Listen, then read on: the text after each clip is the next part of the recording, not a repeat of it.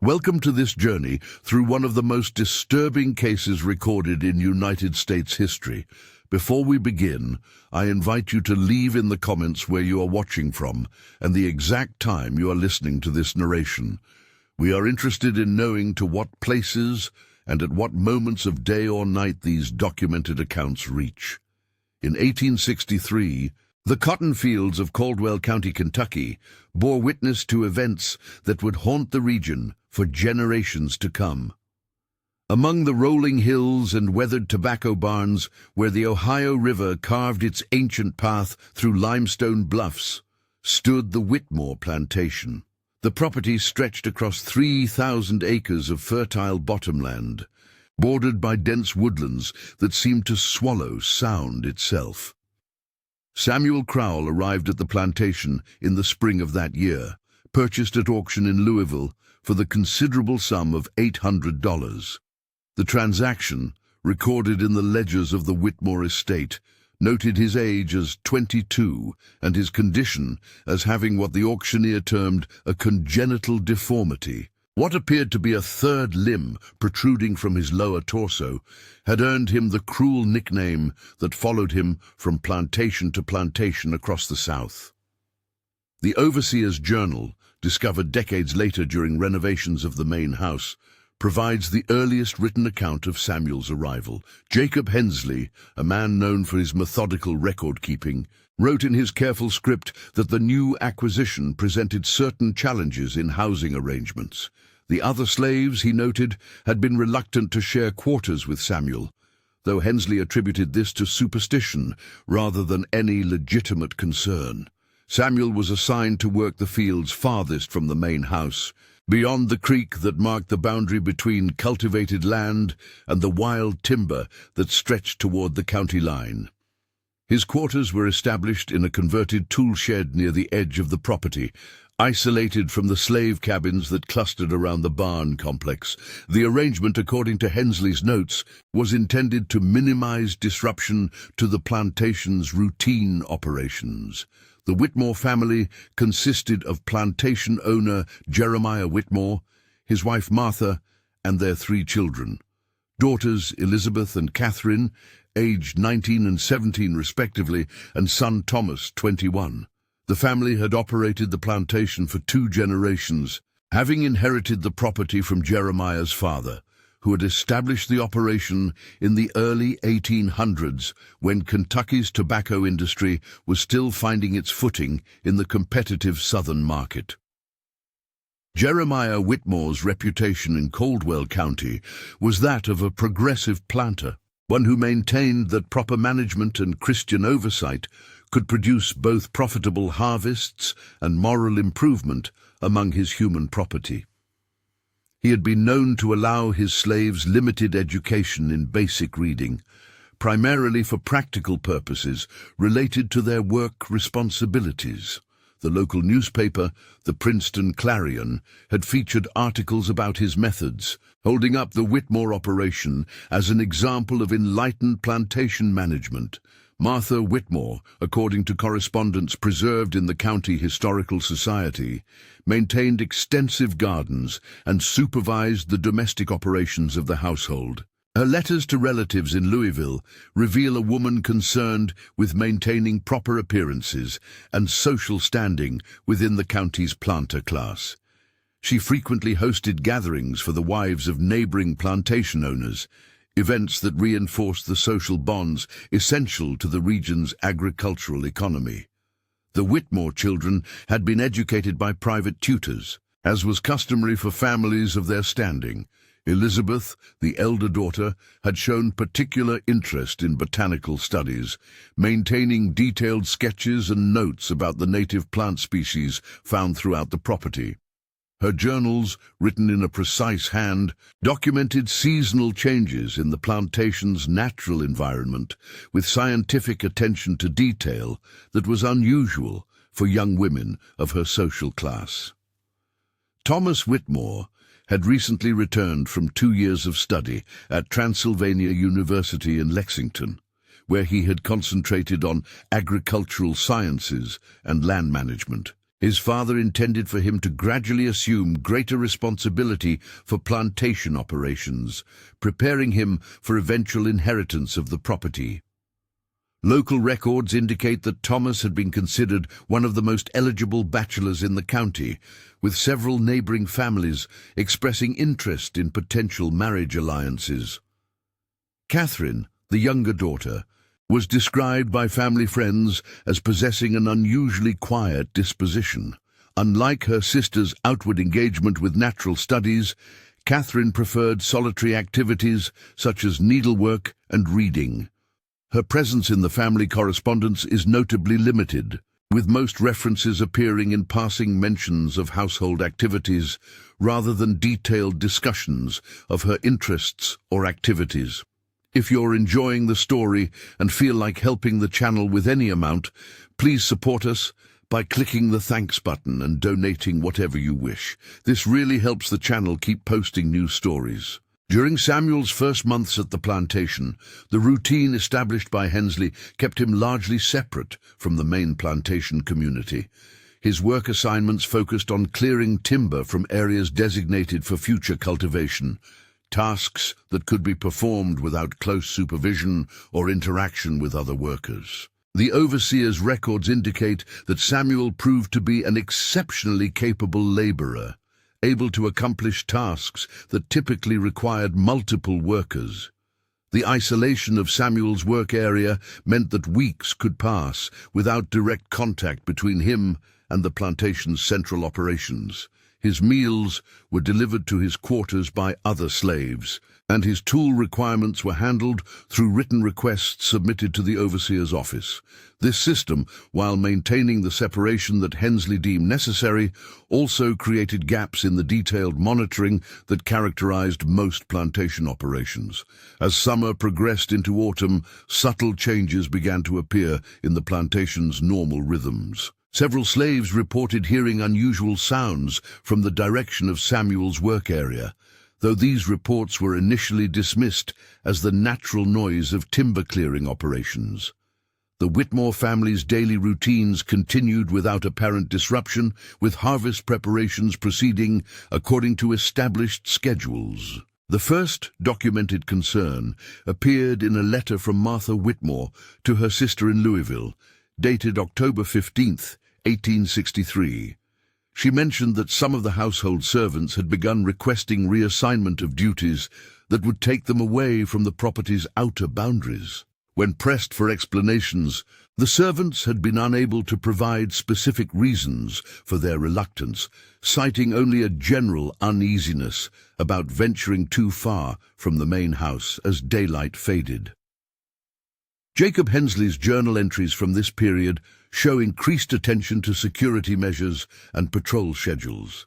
He began requiring that no slave work alone in areas beyond direct sight of the main plantation buildings, a departure from previous practices that had allowed experienced workers considerable independence in their daily tasks.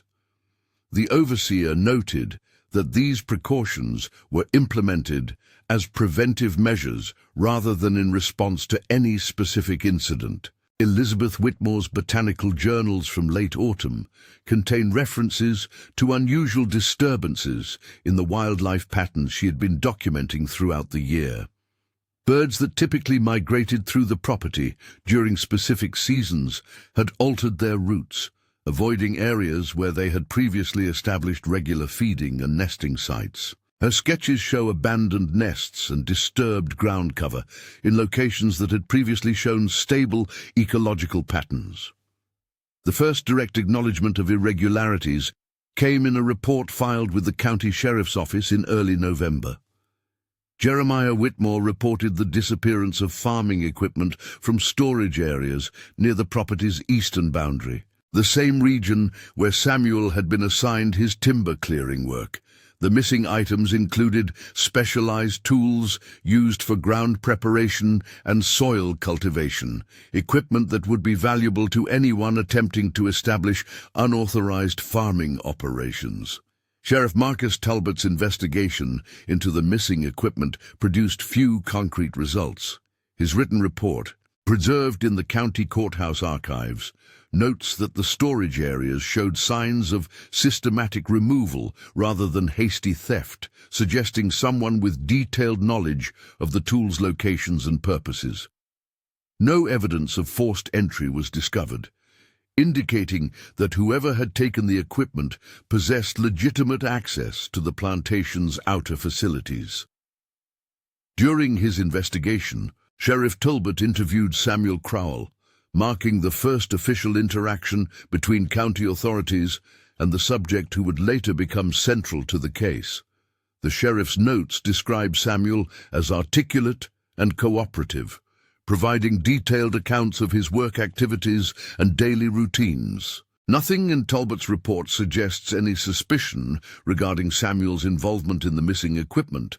However, the sheriff's investigation did reveal irregularities in the oversight of Samuel's work area.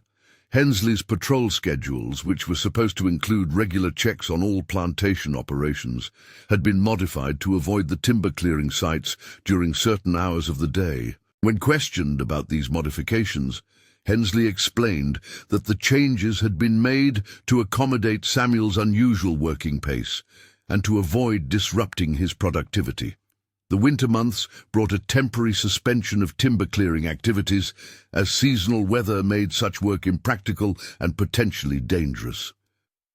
Samuel was reassigned to indoor tasks, working in the plantation's workshops to repair and maintain equipment in preparation for the following year's planting season. This reassignment placed him in closer proximity to other plantation workers for the first time since his arrival. The interaction between Samuel and the plantation's established slave community during these winter months produced subtle but notable changes in the social dynamics that had previously characterized the quarters. Several slaves who had initially expressed reluctance to associate with Samuel began to seek out his company during evening hours when work was completed. The reasons for this change in attitude were not documented in official plantation records, but oral histories collected years later suggest that Samuel possessed knowledge and skills that proved valuable to his fellow workers. Martha Witmore's correspondence from this period indicates growing uneasiness about the changing atmosphere among the plantation's workers. She noted that the evening activities in the slave quarters had become quieter and more organized, with less of the casual conversation and spontaneous music that had previously characterized the community's social life. The change, while not necessarily problematic, represented a departure from established patterns that made proper household management more challenging. Thomas Witmore's agricultural studies required him to spend considerable time inspecting various areas of the plantation, documenting soil conditions, and planning crop rotations for the upcoming season. His detailed notes from winter visits to the timber clearing areas reveal observations that would later prove significant to understanding the events that followed. He noted evidence of activities that seemed unrelated to the timber clearing work that had officially been conducted in those locations. The ground in several areas showed signs of systematic excavation and refilling, work that would have required considerable time and effort to complete. The excavated areas were arranged in precise patterns that suggested planning and purpose rather than random digging. Most puzzling was the discovery of what appeared to be constructed drainage systems, engineering work that far exceeded the requirements of simple timber removal. Thomas's reports to his father about these discoveries prompted the first serious investigation into Samuel's activities during his months of isolated work. Jeremiah Witmore, accompanied by Hensley and Thomas, conducted a thorough inspection of the timber clearing areas in late January 1864. Their findings, documented in a report submitted to county authorities, revealed the scope of work that had been conducted under the guise of simple land clearing. The excavated areas formed an intricate network of interconnected chambers and passages extending several feet below ground level and covering an area of approximately 2 acres. The construction showed sophisticated understanding of drainage, ventilation, and structural support, requiring knowledge that would be unusual for someone assigned to basic manual labor. Most disturbing was the discovery of living spaces within the underground complex, areas equipped with furnishings and supplies that could support human habitation. Sheriff Talbot's expanded investigation into these discoveries revealed that the underground complex had been under construction throughout Samuel's tenure at the plantation.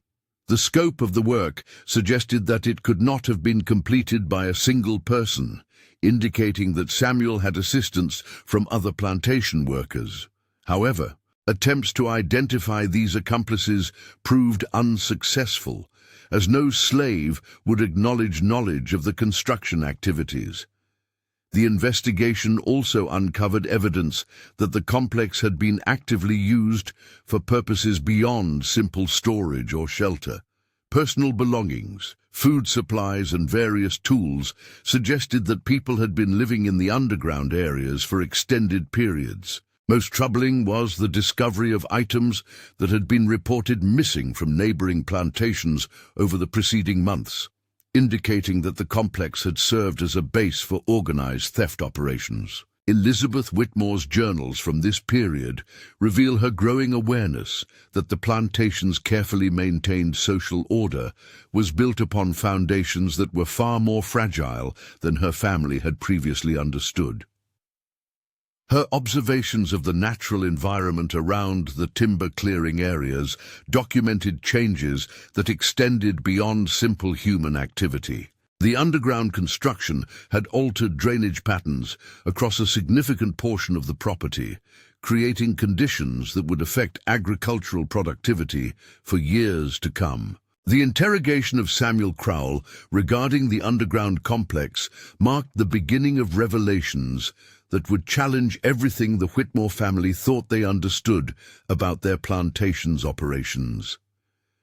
Samuel's responses to questioning revealed an intelligence and organizational capability that contradicted every assumption about his role within the plantation hierarchy. More disturbing was his calm acknowledgement of activities that implied long-term planning and coordination with individuals beyond the plantation's boundaries.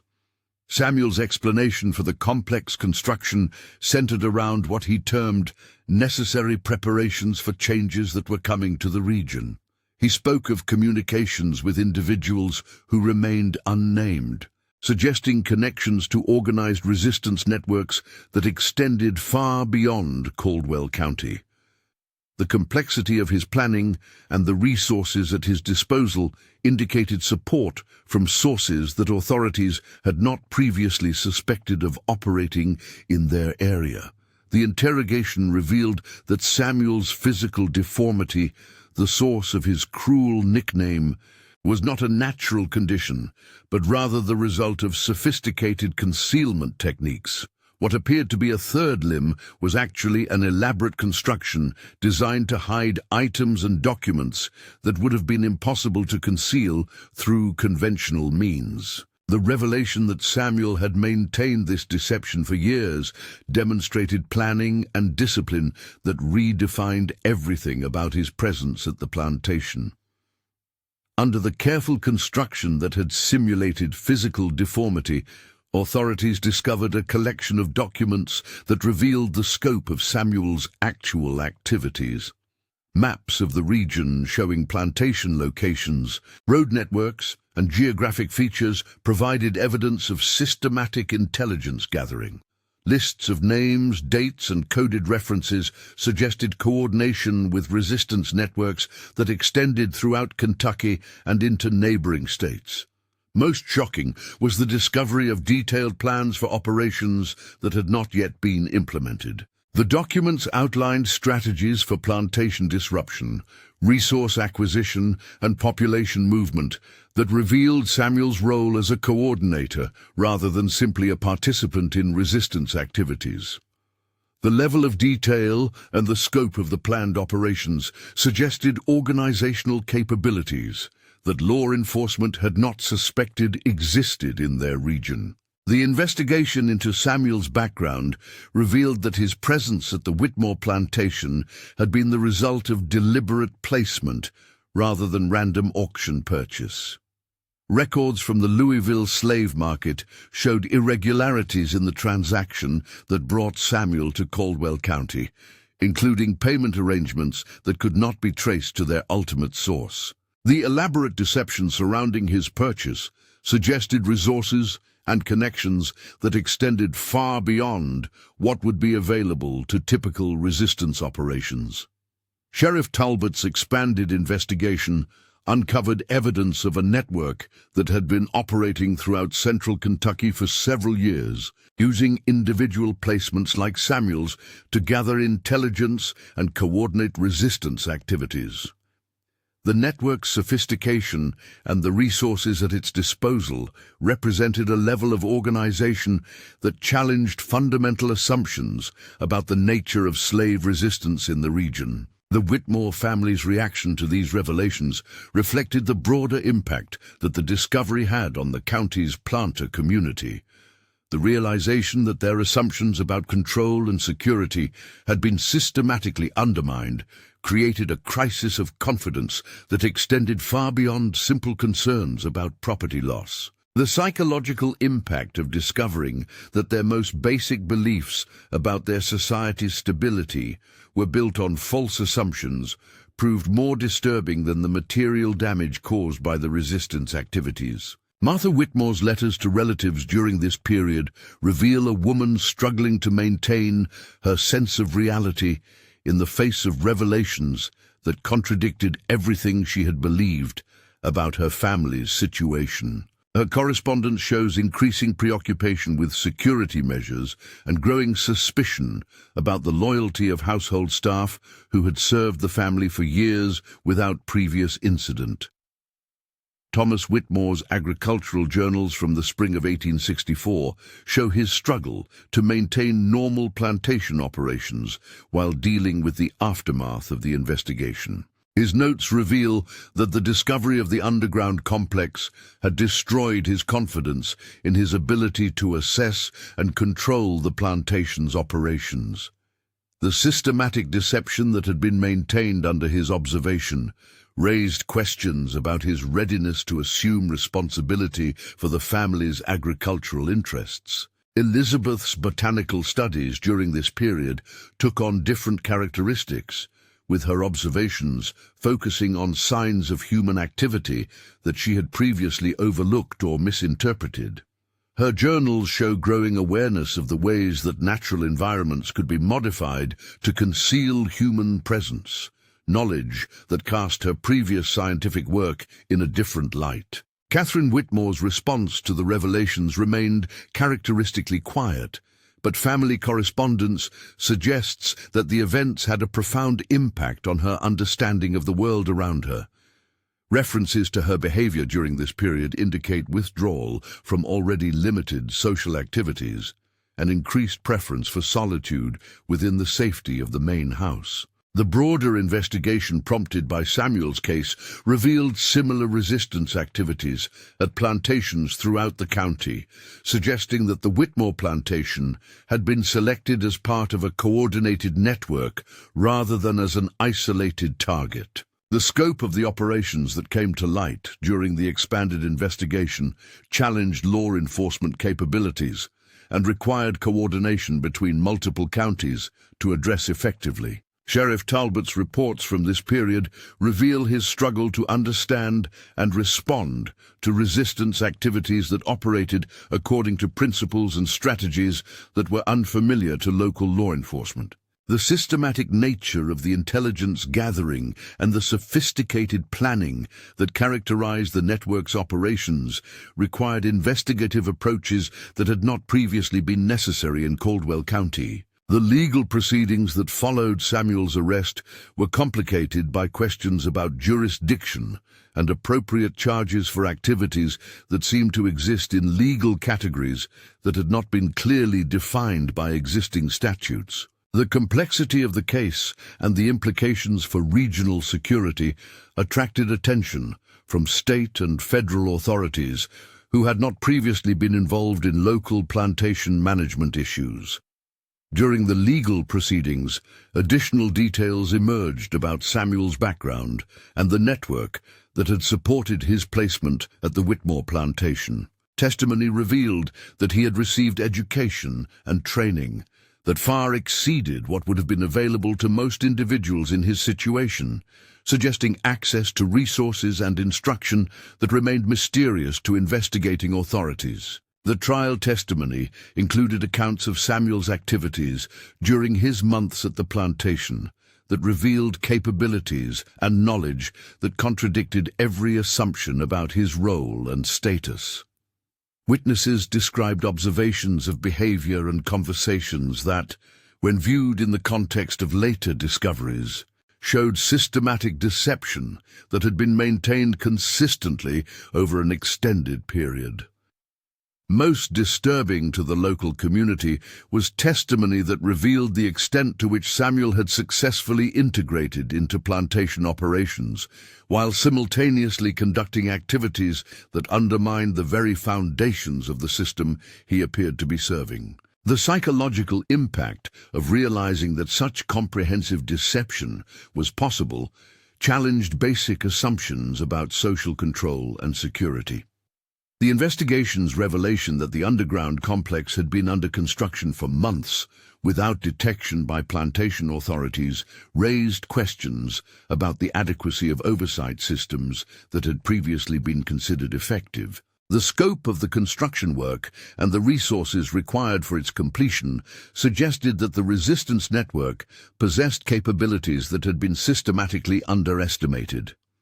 Sheriff Talbot's final report on the case acknowledged that many questions about the network's operations and connections remained unanswered, despite extensive investigation. The sophisticated nature of the activities that had been uncovered suggested organizational capabilities that extended far beyond what local law enforcement was equipped to investigate fully.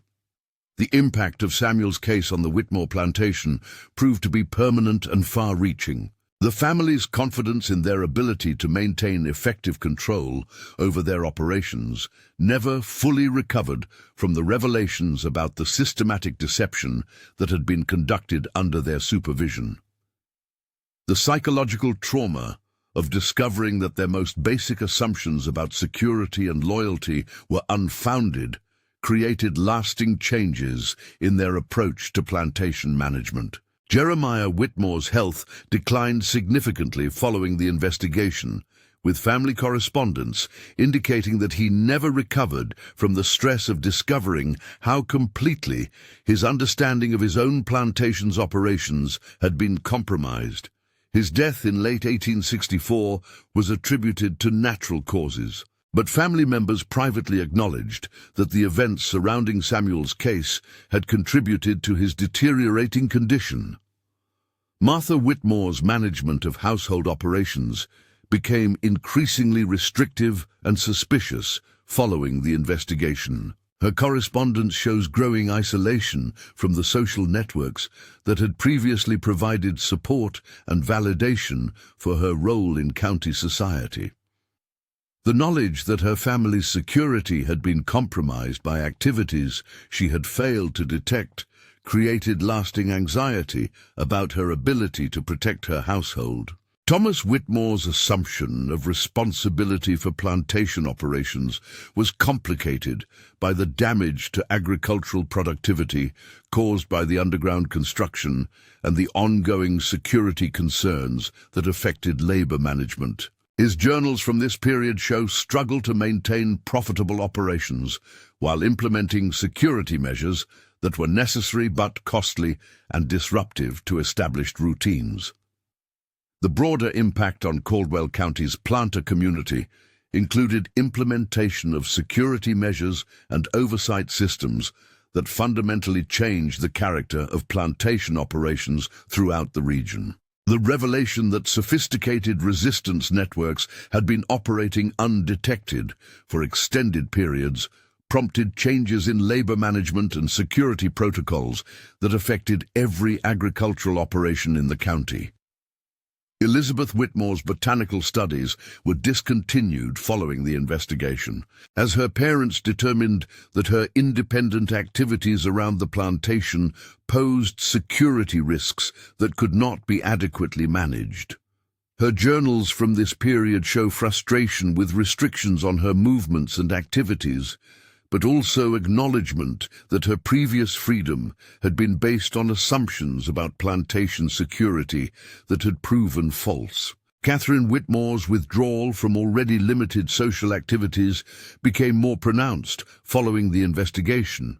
Family correspondence suggests that the revelations about Samuel's deception had a particularly strong impact on her, though the specific reasons for her reaction were not documented in detail by family members. The legal resolution of Samuel's case was complicated by his death while in custody, an event that occurred under circumstances that were never fully explained by investigating authorities.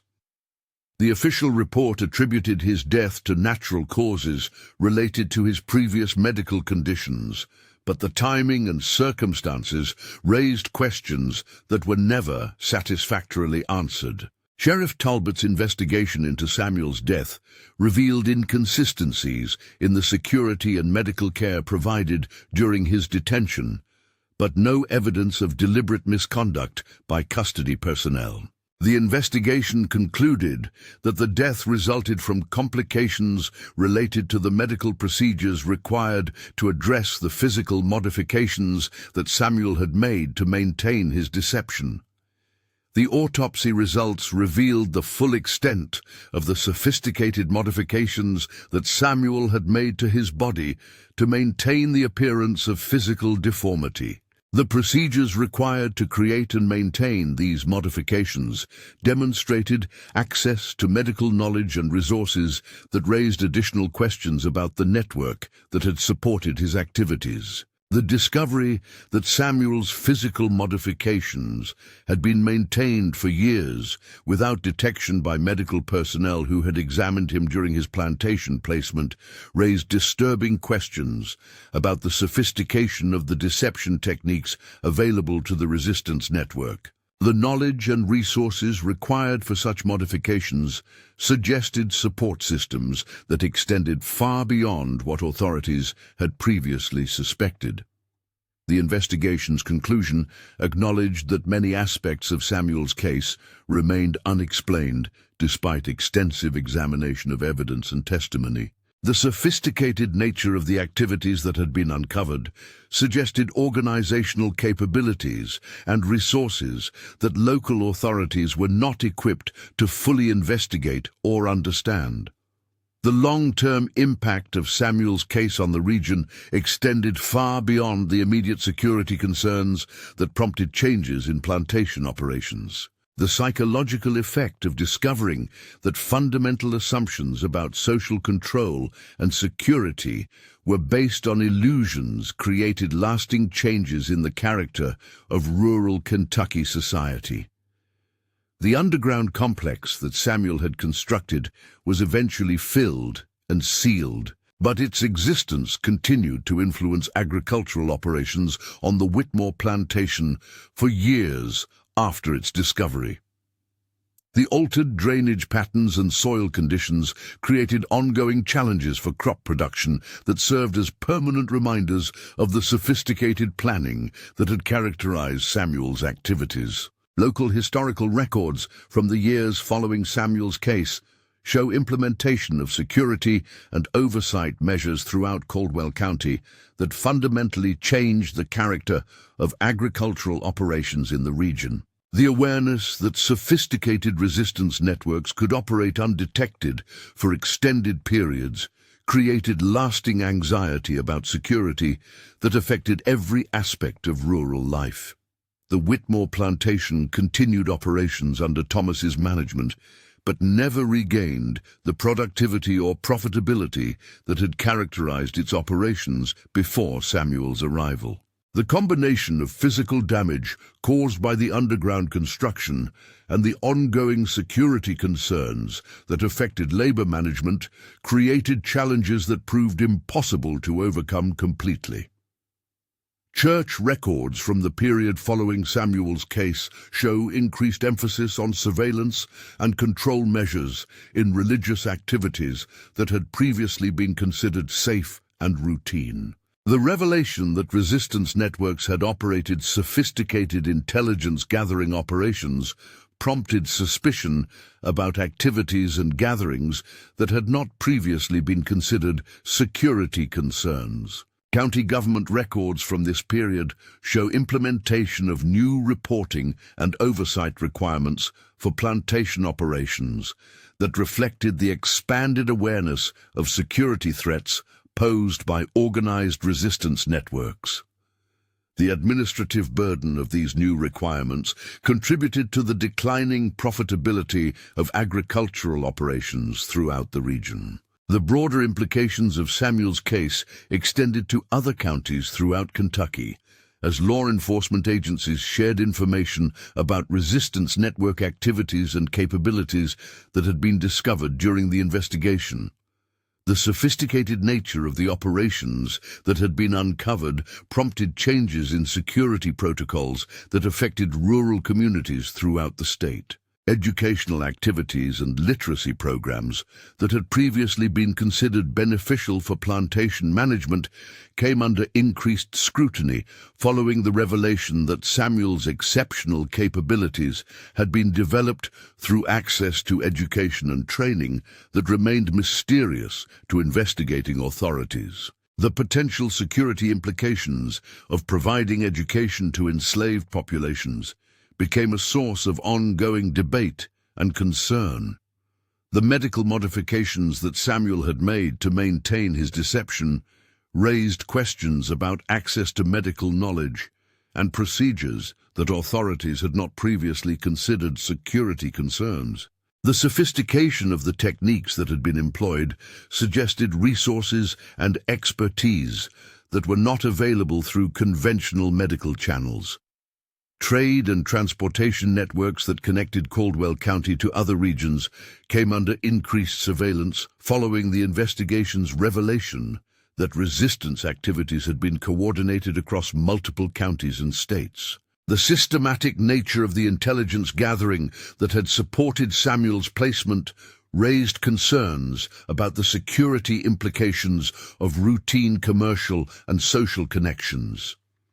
The psychological impact of Samuel's case on individual families throughout the county varied in intensity, but was universally significant in its effects on daily life and social relationships. The knowledge that sophisticated deception could be maintained for extended periods without detection created lasting anxiety about the reliability of social bonds and community security.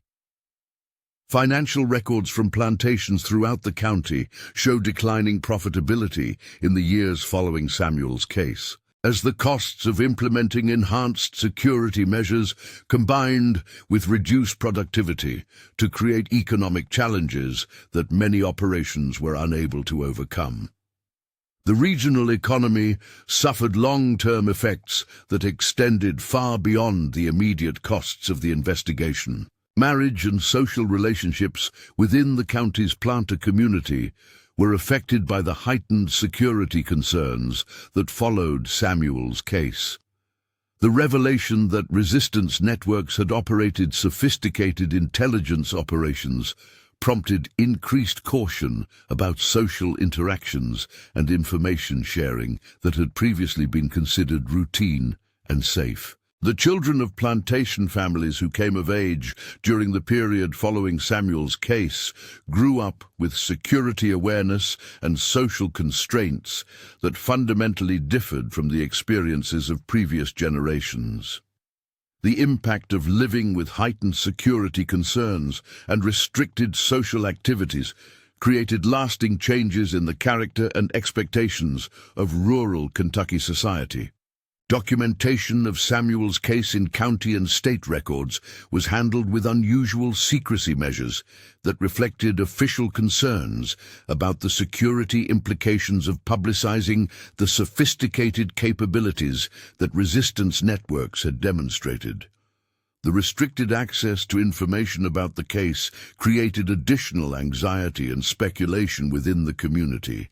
The investigation's revelation that resistance networks possessed capabilities for long-term planning and coordination that extended across state boundaries prompted changes in federal law enforcement approaches that affected rural communities throughout the South. The implications of Samuel's case extended far beyond the immediate concerns of Caldwell County authorities. Medical and scientific examination of the physical modifications that Samuel had made to maintain his deception contributed to understanding of human anatomy and surgical techniques that had not previously been documented in medical literature. The knowledge gained from these examinations raised ethical questions about the circumstances under which such information had been acquired. The agricultural techniques and environmental modifications that Samuel had implemented during his timber clearing work demonstrated knowledge of land management and engineering that exceeded what would have been expected from someone in his official position. The sophistication of these modifications suggested access to technical training and resources that remained unexplained. Trade relationships and commercial connections that had previously supported the county's agricultural economy came under suspicion following the investigation's revelation that resistance networks had used legitimate business channels to support their activities. The economic impact of increased scrutiny and reduced trust in commercial relationships created lasting challenges for regional prosperity. The legacy of Samuel's case continued to influence Caldwell County society for generations after the immediate investigation was concluded.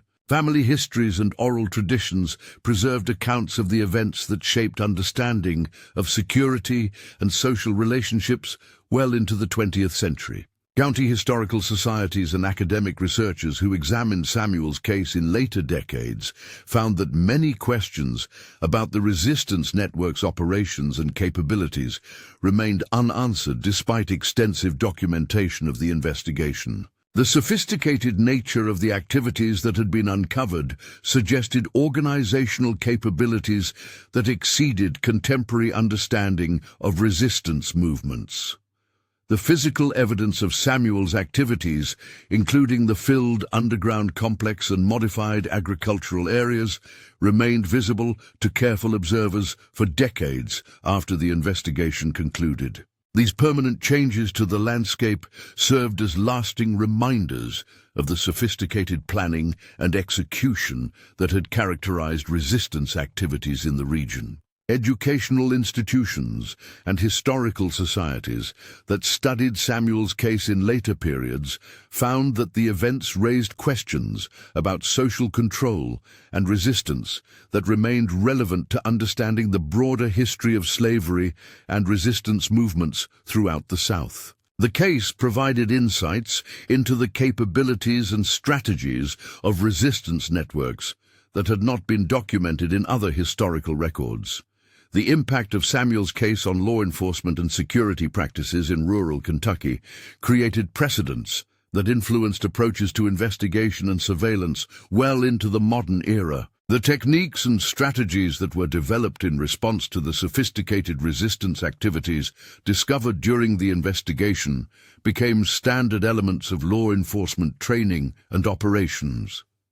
Years later, when the Witmore plantation was finally sold and the property divided among multiple owners, workers clearing overgrown areas occasionally discovered remnants of Samuel's underground complex that had escaped the original sealing efforts. These discoveries served as reminders of the sophisticated engineering and construction capabilities that had been employed in activities that authorities had failed to detect for months. The broader historical significance of Samuel's case lay not only in the immediate security concerns that it revealed, but in its demonstration of the sophisticated organizational capabilities and long-term planning that characterized resistance movements during this period of American history.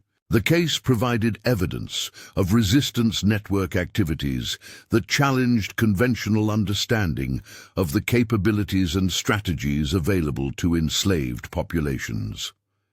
In 1868, a final county report concluded that many aspects of the resistance network that had supported Samuel's activities remained active and undetected, despite the extensive investigation that followed his arrest.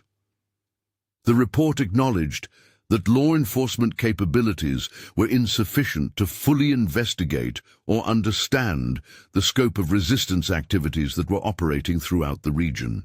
The echoes of Samuel's presence at the Witmore plantation continued to resonate through the decades that followed, leaving questions that were never fully answered and changes that could never be undone. The sophisticated deception that he had maintained and the capabilities that he had demonstrated left lasting uncertainty about the true extent of resistance activities that might still be operating undetected in rural communities throughout Kentucky and beyond.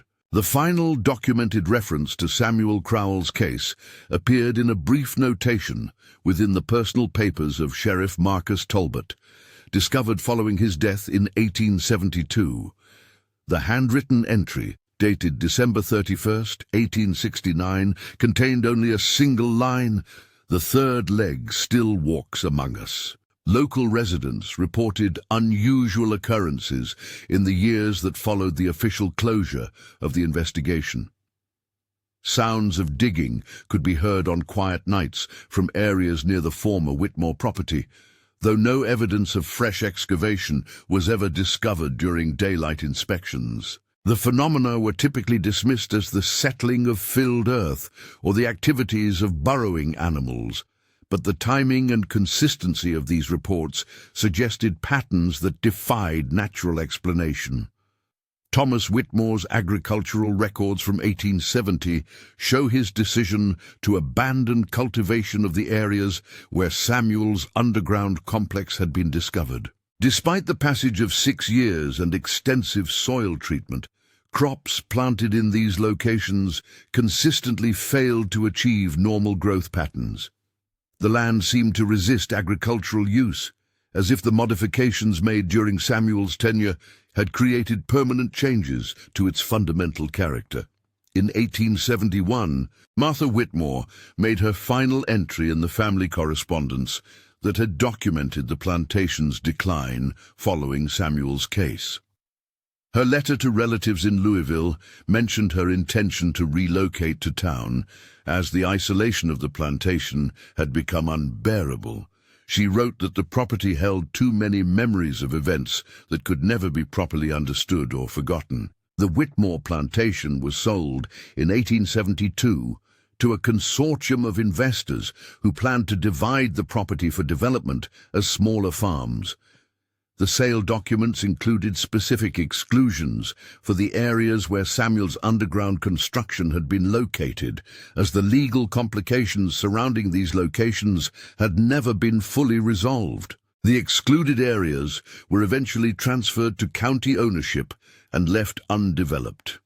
Elizabeth Witmore never resumed her botanical studies, instead moving to Louisville, where she lived quietly until her death in 1902. Her final journals, donated to the County Historical Society according to her will, contained pressed flowers and plant specimens from the Witmore plantation, carefully preserved, but never accompanied by the detailed scientific notes that had characterized her earlier work. Catherine Witmore's later life remained largely undocumented, as she withdrew almost completely from social activities following the events of 1864. County records show that she never married and spent her remaining years as a reclusive presence in a small house near the center of Princeton. Local residents remembered her as a woman who seemed perpetually listening for sounds that others could not hear. The resistance network that had supported Samuel's placement and activities was never fully mapped or understood by investigating authorities. Occasional discoveries in other counties throughout Kentucky suggested that the organizational capabilities revealed in Samuel's case represented only a small portion of a much larger operation that continued to function despite law enforcement efforts. In 1875, workers renovating a barn in neighboring Lyon County discovered documents hidden within the building's walls that contained references to Samuel Crowell and detailed maps of underground construction projects throughout central Kentucky. The discovery prompted a renewed investigation, but the trail of evidence had grown too cold for productive investigation. The final mystery surrounding Samuel's case concerned the ultimate disposition of his remains. Official records indicated that he had been buried in the county cemetery following his death in custody, but when the burial site was examined during a cemetery renovation in 1923, the grave was found to be empty. No explanation was ever provided for this discovery, and county officials chose not to publicize the finding. Local folklore that developed around Samuel's story suggested that his influence had not ended with his death. Parents warned children to avoid playing near areas where underground chambers might still exist, and residents reported that certain locations on the former Witmore property seemed to resist human presence in ways that could not be rationally explained.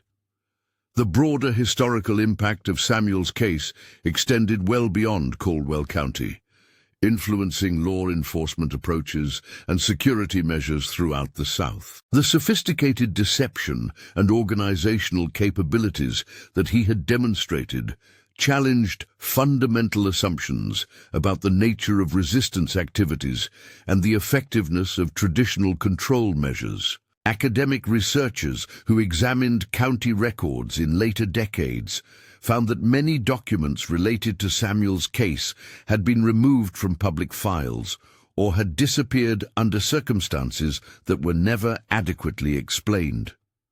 The gaps in the documentary record suggested that official efforts to suppress information about the case had continued long after the initial investigation was concluded. The underground complex that Samuel had constructed remained sealed beneath the surface of what became county parkland, but occasional subsidence and ground instability in the area served as reminders of the sophisticated engineering work that lay hidden below. Geological surveys conducted in the 1960s detected cavity structures that extended far beyond what had been documented in the original investigation reports. The psychological legacy of Samuel's case influenced generations of Caldwell County residents, creating a permanent undercurrent of uneasiness about the possibility that sophisticated deception might be operating undetected within their community. The knowledge that such comprehensive manipulation of social assumptions was possible left lasting effects on trust and social relationships throughout the region. In 1968, exactly 100 years after Sheriff Talbot's final notation about the case, construction workers breaking ground for a new municipal building discovered what appeared to be artificial chambers beneath the center of Princeton.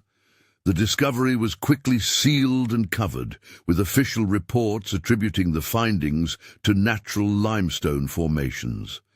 No public investigation was conducted. The final assessment of Samuel Crowell's case must acknowledge that many of its most significant aspects remain unexplained, despite more than a century of sporadic investigation and historical research. The sophisticated capabilities that he demonstrated and the organizational network that supported his activities revealed the existence of resistance movements that operated according to principles and strategies that challenged every contemporary assumption about social control and security.